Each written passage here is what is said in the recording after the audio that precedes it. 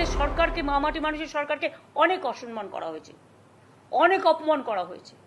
Social যারা সাধারণ মানুষ জানতেন না যে এর মধ্যে একটা কালার আছে। মানুষ এসেছিলেন বিচার চাইতে তিলোত্তমার, কিন্তু আশা করি মানুষ বুঝতে পারছেন চায় না, ওরা চাই চেয়ার। আমি মানুষের স্বার্থে এমনকি নিজে পদত্যাগ করতেও রাজি আছি। আমার মুখ্যমন্ত্রীর পদ চাই না, কিন্তু আমি চাই মানুষ বিচার পাক, তিলোত্তমা বিচার পাক, আর সাধারণ মানুষ চিকিৎসা পাক। বন্ধুরা, আমাদের দেশের মাননীয় মুখ্যমন্ত্রী মমতা ব্যানার্জি পদত্যাগ করবেন বলছেন। বুঝতে পারছেন তো কিসের জন্য বলছেন তিনি এই কথাটা? তিনি বলছেন যে জুনিয়র ডাক্তাররা দিনের পর দিন যে বিক্ষোভ করছে, তারা নাকি বিচার চায় না। তারা যে বিচারের জন্য যে দিনের পর দিন রাত জাগছে, তারা বিচার চায় না, তারা চায় নাকি চেয়ার। এটা বলছেন আমাদের মাননীয় মুখ্যমন্ত্রী মমতা ব্যানার্জি। তিনি বলছেন যে দেশের জন্য, মানুষের জন্য আমি মুখ্যমন্ত্রীর পদ থেকে পদত্যাগ করতে রাজি আছি। আমি চাই দেশের মানুষ সুবিচার পাক, তিলোত্তমার বিচার হোক, সুবিচার হোক, আর মানুষরা যেন সুস্থভাবে ডাক্তারদের পরিষেবা পায়। তো এটাই বলছেন আমাদের মাননীয় মুখ্যমন্ত্রী মমতা ব্যানার্জি। তিনি আরও অনেক কিছুই বলেছেন যে কত মানুষ মারা গেছে এই 32 দিনে, একজনের নাকি অ্যাক্সিডেন্টে 2 পা কাটা গেছে, আরও অনেক কিছু, হার্টের প্রবলেম হয়েছে, অনেক প্রেগনেন্ট মহিলা আর কি, তাদের বাচ্চা হতে গিয়ে মারা গেছে, আরও অনেক কিছুই বলছে আমাদের মাননীয় মুখ্যমন্ত্রী মমতা ব্যানার্জি। সেটা এই ভিডিওর মাধ্যমে আমি তোমাদেরকে দেখাবো।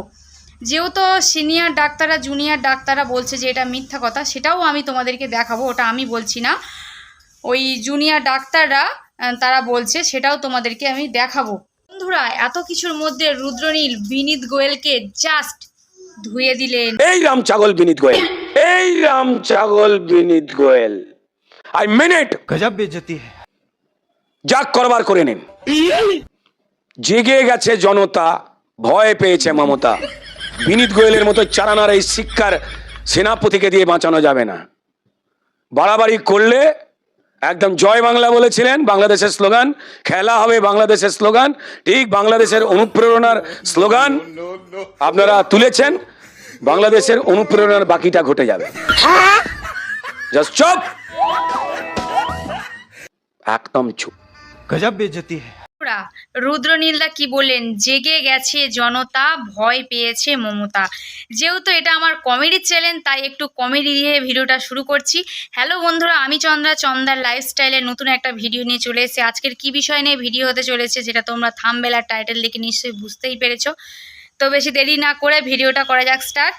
তো বন্ধুরা, এতক্ষণে আপনারা সবাই জেনে গেছেন যে মমতা ব্যানার্জি জুনিয়র ডাক্তারদের সাথে নবান্নে বৈঠকে বসার কথা ছিল। নবান্নে বৈঠকের বসার কথা ছিল মমতা ব্যানার্জির সাথে জুনিয়র ডাক্তারদের। মমতা ব্যানার্জি বৈঠকে এসেছিলেন, নবান্নের বৈঠকে 2 ঘন্টা বসেছিলেন। জুনিয়র ডাক্তাররাও ওই বৈঠকে এসেছিলেন, কিন্তু তারা ওই বৈঠকে, ওই নবান্নের বৈঠকে যোগদান করেননি। কেন? কারণ তারা চেয়েছিলেন লাইভ স্ট্রিম করতে। তারা বলেছিলেন যে আমাদের দেশবাসী, আমাদের সাধারণ মানুষ যারা এই আন্দোলনে নেমেছে, সবাই আমাদের পাশে আছে, এমনকি তিলোত্তমার মা বাবাও পাশে আছেন। আমরা চাইছি যে লাইভ স্ট্রিমের মাধ্যমে যে বৈঠকের মধ্যে কি হচ্ছে সবাই সেটা দেখতে পাক, আমরা এটাই চেয়েছিলাম। কিন্তু আমাদের মাননীয় মুখ্যমন্ত্রী মমতা ব্যানার্জি সেটা চাননি। তিনি বলে দিয়েছেন সরাসরি যে লাইভ স্ট্রিম করা যাবে না। তো এই কারণে তারা বৈঠকে যাননি। তো মুখ্যমন্ত্রী যেগুলো বলছেন যে জুনিয়র ডাক্তাররা 32 দিন যে জয়েন করছে না, তার জন্য যে এত মানুষ মারা গেছে, এত কিছু হয়েছে, সেটাই তোমাদেরকে আমি দেখাবো। আর একটা অত্যন্ত গুরুত্বপূর্ণ খবর বন্ধুরা, যে সন্দীপ ঘোষ ধরা পড়েছে। তার বাবা মা কোথায় আছেন আপনারা কি জানেন? তার বাবা মা আছে দিল্লিতে। দিল্লি থেকেও তার বাবা মাকে এখানে আনা হচ্ছে জিজ্ঞাসাবাদ করার জন্য। সন্দীপের বাবা মা এখন দিল্লিতে আছে, তো তাদেরকেও ডাকা হয়েছে জিজ্ঞাসাবাদ করার জন্য। তো এবার বন্ধুরা তোমাদেরকে দেখাই যে মাননীয় মুখ্যমন্ত্রী মমতা ব্যানার্জি যেটা বলছেন যে জুনিয়র ডাক্তাররা জয়েন না করার জন্য যে ক্ষতিগুলো হয়েছে, কি বলছেন সেটা তোমাদেরকে দেখাবো। আর ওই জুনিয়র ডাক্তাররা কি বলছে সেটাও তোমাদেরকে আমি দেখাবো, তো পুরো ভিডিওটা দেখার অনুরোধ রইল। মানুষকে অলরেডি 27 জন মানুষ মারা গিয়েছেন এবং 7 লক্ষর ওপর মানুষ পরিষেবা পায়নি। 32 দিন হয়ে গেল, কাজ করছেন না জুনিয়র ডাক্তাররা এবং রেসিডেন্সিয়াল ডাক্তাররা অনেকেই। 1500 সিরিয়াস কেস, এমার্জেন্সি কেস, যাদের হার্ট অ্যাটাক হয়েছে, হার্ট অপারেশন হবে, তারাই 32 দিন ধরে অপেক্ষা করছেন। কিডনিতে ক্যাথলাব চেঞ্জ করবার জন্য মারা গেছে একটি ছেলের ইসরার।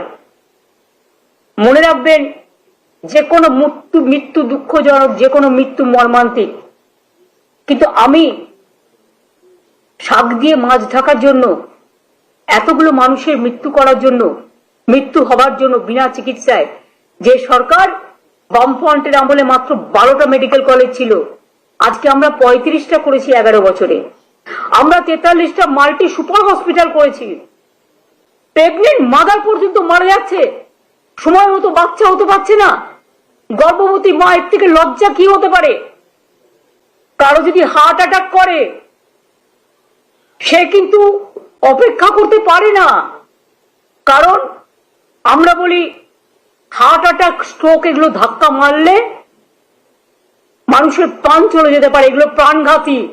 বন্ধুরা, আমাদের মাননীয় মুখ্যমন্ত্রী কি বললেন সেটা তোমাদেরকে শোনালাম, যে অলরেডি 27 জন মারা গেছে, 7 লক্ষ মানুষ পরিষেবা পাননি, জুনিয়র ডাক্তাররা কাজ করছে না, এমনকি প্রেগনেন্ট মহিলারাও ঠিক মতো তাদের ডেলিভারি হচ্ছে না, আরও যেগুলো বললো আর কি সেগুলো তোমাদেরকে শোনালাম।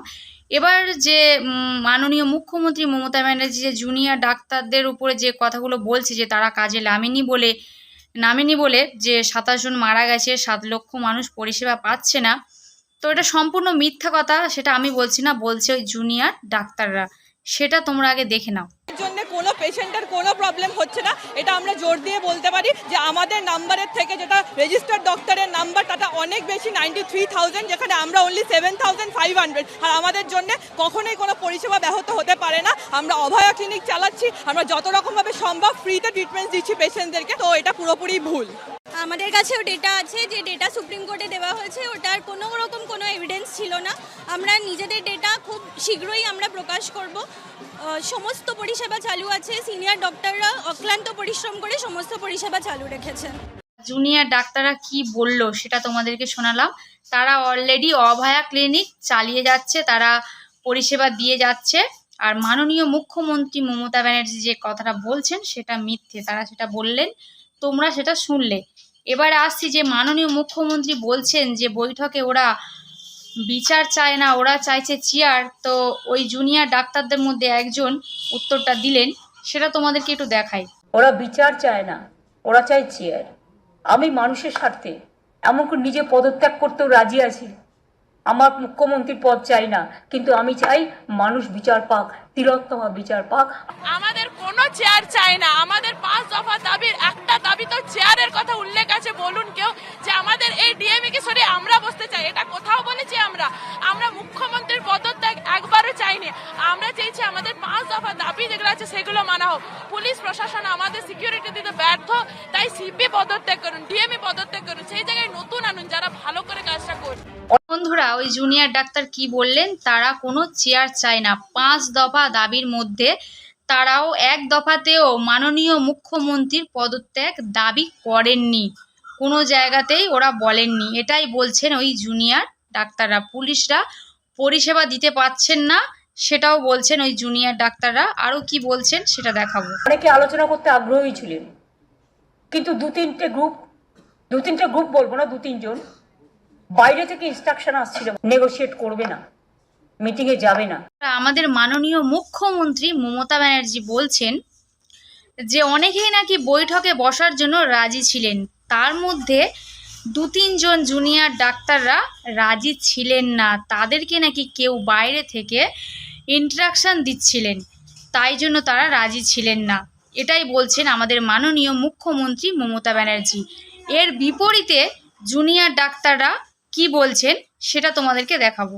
এর সত্যতা সম্পর্কে আমি কিন্তু সন্দিহান, কারণ আমাদের প্রথম থেকেই আমরা যা ডিসিশন নিয়েছি ইউনানিমাসলি একসাথে ইউনাইটেড ভাবে নিয়েছি, এবং আমাদের প্রথম থেকেই এইটাই একদম স্পষ্ট দাবি ছিল যে যদি মিটিং হয় আমরা লাইভ স্ট্রিমেই মিটিং করব, কোনো ক্লোজ ডোর মিটিংয়ে আমরা কিন্তু কোনোদিন কোনোভাবে রাজি ছিলাম না, কেউ রাজি ছিলাম না।